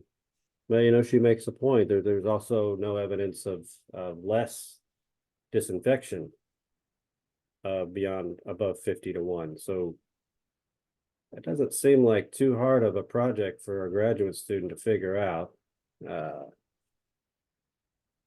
I just would love to see it. I'm sure there's a magic number there that no one's wanting to look at. But I don't know what it is. Jen, I'll reiterate. I know you're making comments in the chat, and we appreciate it. I'll reiterate. Please make the comments as well in the CR comment fields, so that those can be available for the general member body. I think having a good debate in there is going to be great, for this CR, and see what happens. All right, I think we're just going to move on. This is chapter 2.0-0002. Backflow definition clarification. The TRC was split during the vote on this one. Joe, you submitted this, so you're gonna have to be quiet for right now. So it basically splits the definition. There was one definition of backflow. Changes that definition and then adds back siphonage and back pressure to separate definitions. And then the proposal is that anywhere in the 4th edition MAC that indicates backflow to change it to back pressure for it to be more specific to what's going on. My only, so Grace does not support, she's not sure she agrees with the cross connection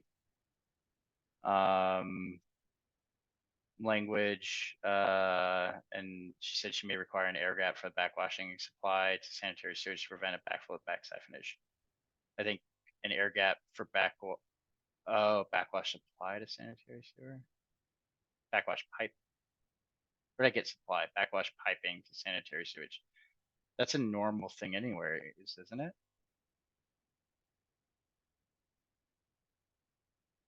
I will ask a specific question to you, Joe.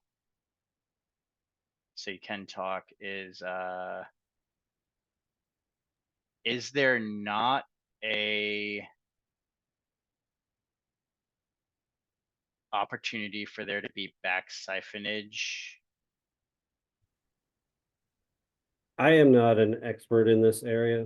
The EPA definition was brought to my attention by a certified industrial hygienist who does have a little bit more understanding of these engineering type concepts. Mhm. And they had suggested that we coincide and try to match up with our other federal partners in regards to what these definitions are.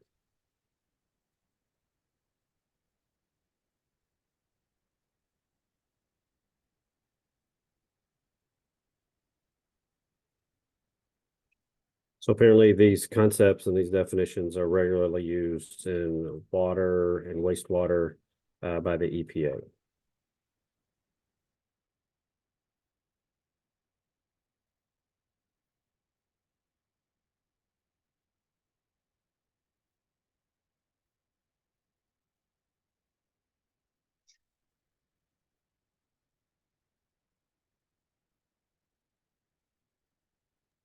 The CIH that brought it to my attention happens to work for the Indian Health Service that utilizes the MAC, and they were running into terminology issues when they were doing their reviews and inspections of pools that are on tribal lands. Mhm. I mean, I don't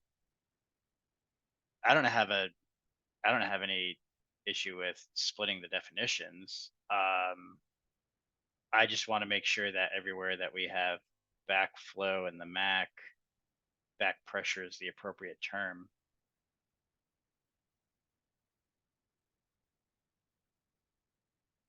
Are we sure that that is the case?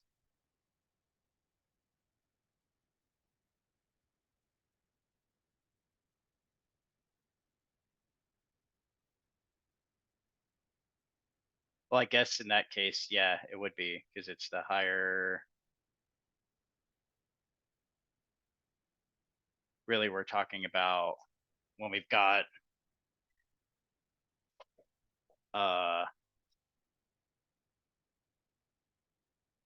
yeah, I think that would be the case in everywhere that we talk about it, because we're always talking about where we don't want treated or pool water back pressuring. I'll use the term back pressuring into the supply lines, correct? Yeah, I think this is just really technical jargon that only engineers are really going to care about or understand. And the rest of the way that most of us think about it, these are all interchangeable words, but I guess they're not. Yeah. Any comments from our health officials, Terry, Heather?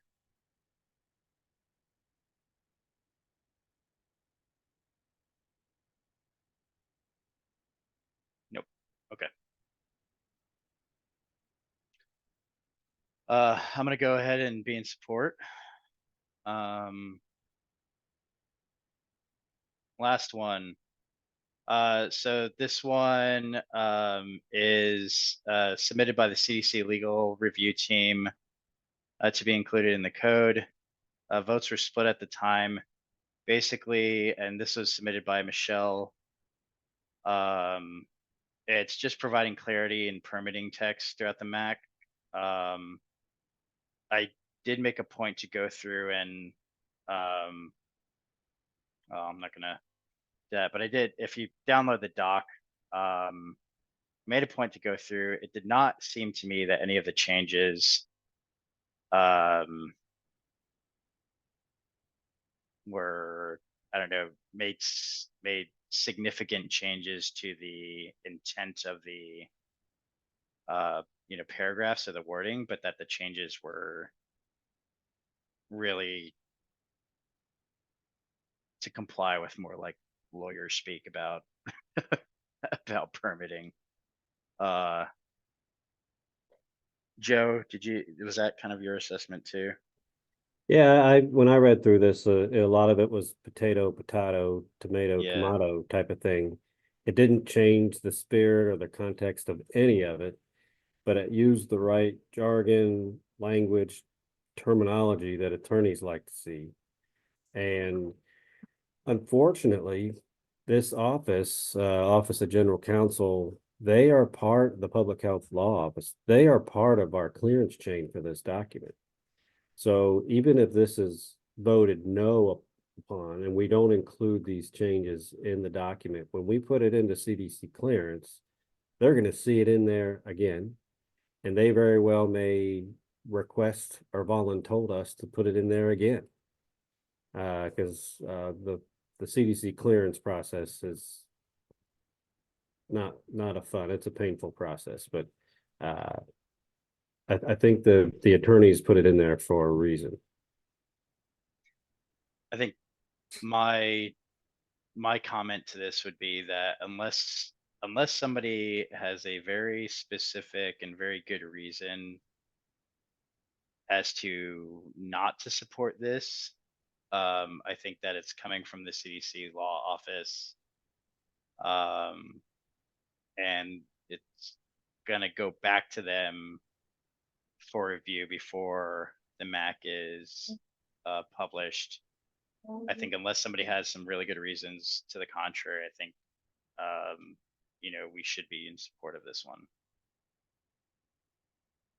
Yeah, I agree. I would hesitate. I just don't want to see it get held up during the clearance process because of this. Yeah, full disclosure, this will be one that I'll monitor closer than the others.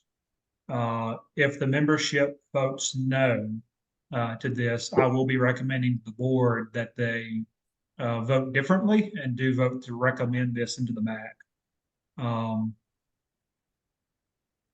So yeah, just FYI on that. And I'll give them credit. They thoroughly went through the document and made an awful lot of change requests. I would suggest to members and to the TRC, please download the document, read through it. I think you will find it to be explicitly boring. Yep. And you're not going to find anything like life-changing in there that I would hesitate to say that you're gonna find anything life-changing in there that's really gonna strike any major concerns. Like it's just changing text around, honestly, is really the majority of it. Yep. Read it at night before bedtime. It'll help you sleep better. For sure. I'm gonna go ahead and vote in support. I don't want to sway anybody, but like we said before, please, unless you've got some really good reasons against it, I would suggest supporting this, to not tie up the process and not leave any ambiguity in the process. Don't vote against something just because you want to be contrary. And that's it. That's what we have for today. So thank you all for those who were here in attendance. Thank you to the members that are here in attendance as well. Like I said, this this is out to all of the TRC members. The video, as with all the rest of the meetings, will be posted on the CMAHC website. So you're more than welcome to go and check out the video once it's published. Usually happens pretty quick. And then we will have another meeting on Monday. And that time again is our next meeting is Monday, the 26th. At 1 p.m. At 1 p.m. Eastern. And we will be reviewing any additional CRs that have been changed by the submitter. So we've got a handful of those to go over. So please tune in for that one. And if you are a TRC member, please do your absolute best to be there at that meeting. We want to try to close this out with everyone in attendance. So thank you all for your time and your energies on this. I know it's been a long process, but really appreciate it. It's an important process, and it's been great. Have a great rest of your week. Hey, thanks, Miklos. Thanks, Thanks, Joe. everybody. Thanks, y'all. It is scheduled for 1 hour. Thank you, Terry. Yep.